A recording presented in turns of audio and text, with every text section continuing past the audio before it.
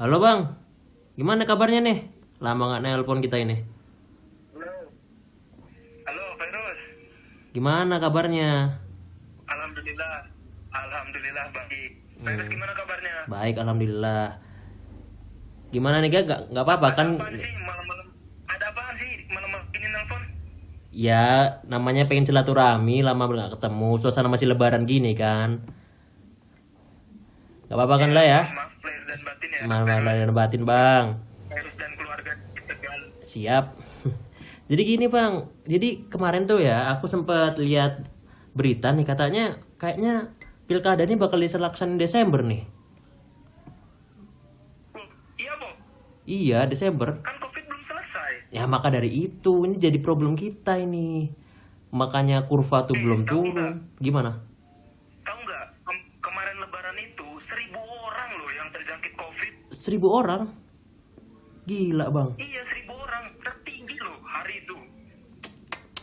Gimana sih ini? Masa di tengah-tengah apa? Bayangin coba. Iya di tengah-tengah pandemi mau pilkada. Iya, makanya. Gimana ya? Nah Kalau itu. jadi kan posisi kita nih belum turun nih bang. Apanya nih kurva kasusnya ini? Kalau mau ngelaksanain di tengah-tengah pilkada, kayaknya orang-orang mau pada milih nggak ya? eh Kalau abang ya Virus ya, eh ragu sih. Saya ragu ya. Tapi gini bang, Iya, kayaknya ya. ragu. Nih gue mau ngasih tahu, aku mau ngasih tahu sesuatu nih ke Bukan abang. maksud abang ragu Mm-mm. karena bukan maksud abang ragu karena abang nggak mau menggunakan hak pilih ya. Mm-mm. Ragu karena faktor kesehatan Virus. Mm-mm. Ya bisa jadi sih, bisa jadi apa namanya pemilih itu mereka lebih milih stay di rumah daripada harus ngurusin pilkada. Apalagi kan sebenarnya pilkada itu kan pesta demokrasi kita toh, bagaimana masyarakat bertemu dengan yang lain, masyarakat beradu argumen, masyarakat bisa memilih pemimpin mereka. Harusnya kan harus ada euforianya bang. Makanya sepi banget nih kelihatannya Nah, nih. nah itu yang abang ragukan Virus. Bukan karena abang nggak mau memilih sebetulnya, Mm-mm. tapi eh abang rasa ya kesehatan itu di atas dari segalanya sih. Manusia dulu baru pilkada lah ya. Nah itu. Gitu sih bang. Dan yang ditakutin apa coba Virus? Mm-mm. Eh, Pandemi COVID-19 ini memang banyak yang sembuh, tapi banyak juga yang meninggal. Oh innalillahi. Nah, itu gimana? Yang ngeri Kalau bang. misalnya kita laksanain pilkada di tengah pandemi COVID-19 ini, ya taruhannya kesehatan sih. Mm-mm. Tapi gini bang, apa namanya? Tadi kan abang udah jelasin nih, kayaknya nih bakal banyak orang yang nggak datang ke TPS buat milih karena memang mereka memikirkan sisi kesehatan. Tapi bang, ada satu negara di dunia ini nih, mereka bahkan berhasil melaksanakan agenda elektoralnya di tengah pandemi. Contohnya Korea Selatan deh. Tapi mereka itu menggunakan protokol kesehatan yang baik. Tapi memang sama juga sih apa namanya pemerintah Indonesia itu akan memberikan protokol yang terbaik, protokol kesehatan yang terbaik untuk melaksanakan pilkada. Tapi kalau kita lihat bagaimana dinamikanya kan berbeda, bagaimana Korea Selatan sama Indonesia. Yang pertama ini Bang yang perlu Abang ketahui nih, walaupun pemerintah Indonesia bakal menggunakan protokol kesehatan yang memadai saat pilkada nanti, dan Korea juga melaksanakan hal yang sama. Hal yang perlu diperhatikan bahwa Korea Selatan itu melaksanakan pilkada di tengah-tengah apresiasi dunia, Bang. Jadi, Gitu ya? iya, jadi Baru dengar abang. jadi dunia itu sedang mengakui Korea Selatan sebagai salah satu negara yang berhasil mengurangi angka COVID. Maka dari itu, masyarakatnya itu punya kepercayaan yang penuh atau kepercayaan yang tinggi. Istilahnya kalau bahasa kerennya ya, public trust gitu ke governmentnya, ke Iya, pemerintahnya. iya. Jadi mereka tuh mau aja, mereka tuh merasa aman buat datang ke TPS karena mereka berpikir ya pemerintah sudah bisa menyelesaikan masalah COVID, maka dari itu mereka bisa move ke masalah agenda elektoralnya gitu loh bang.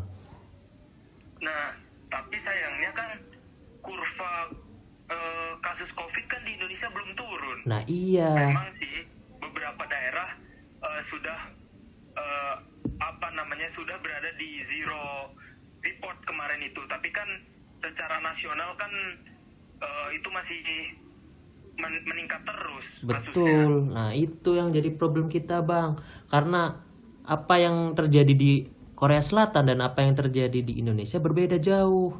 di tengah-tengah Korea Selatan tuh lagi diapresiasi dunia karena keberhasilannya menangani COVID yang kurvanya turun terus.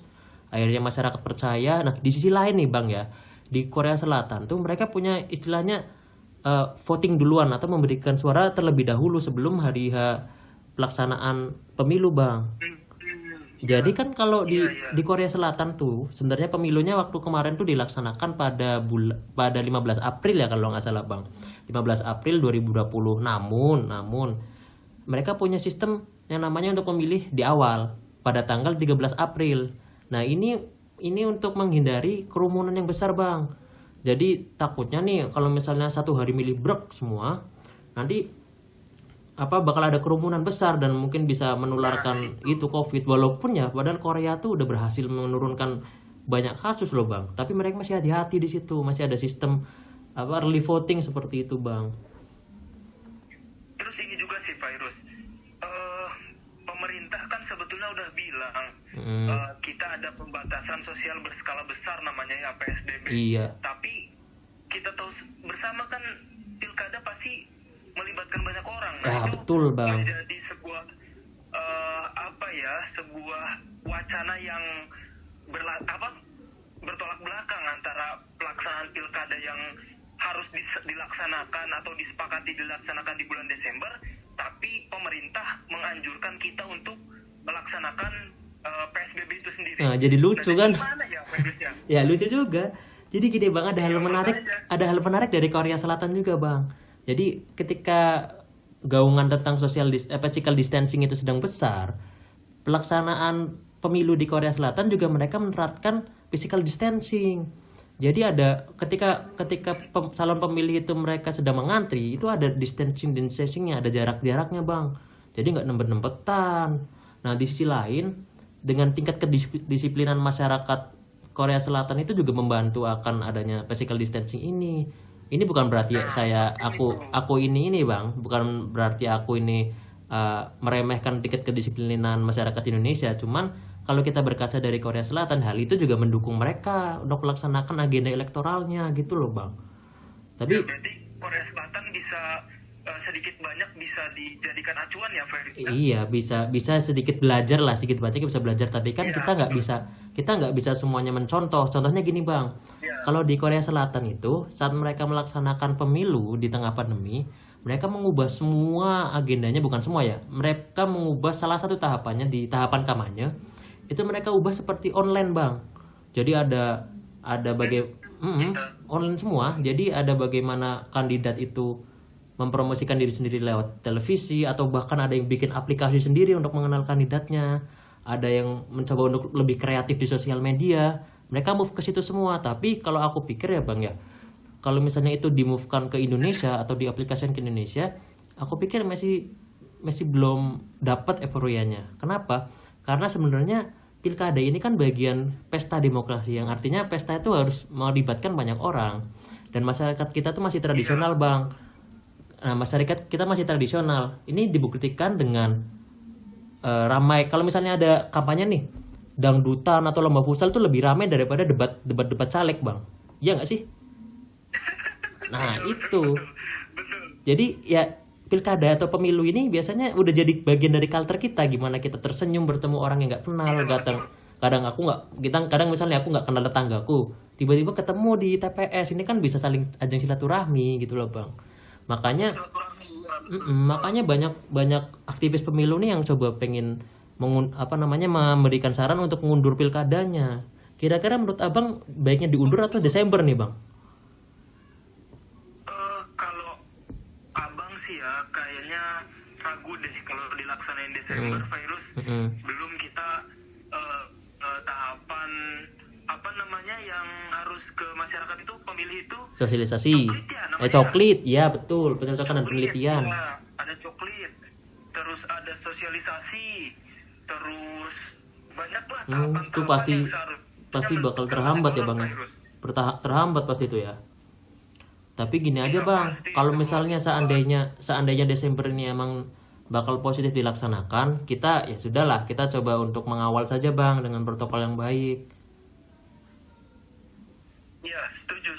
Artinya jangan sampai dilepas gitu loh, jangan dilepas. jangan sampai kita juga, iya betul, seperti itu. Jangan sampai karena kita takut sama COVID, bahkan pelanggaran-pelanggaran seperti politik uang itu bakal terjadi. Jangan sampai ya Bang ya. Ya jangan sampai itu. Mm-mm. Apalagi apa namanya partisipasi pemilih kecil. Tapi sebenarnya apa ya namanya ya? Bingung juga sih, galau sebetulnya. Iya kita Pilkada dilaksanakan di Desember ini. kita ini galau, masyarakat galau juga semuanya Bang. Iya gitu. Iya. Jadi ibaratnya apa namanya, satu masalah yang akan berdampak sama kesehatan kita aja belum selesai kayak gitu. Terus kita dihadapkan dan diwajibkan untuk melaksanakan pilkada.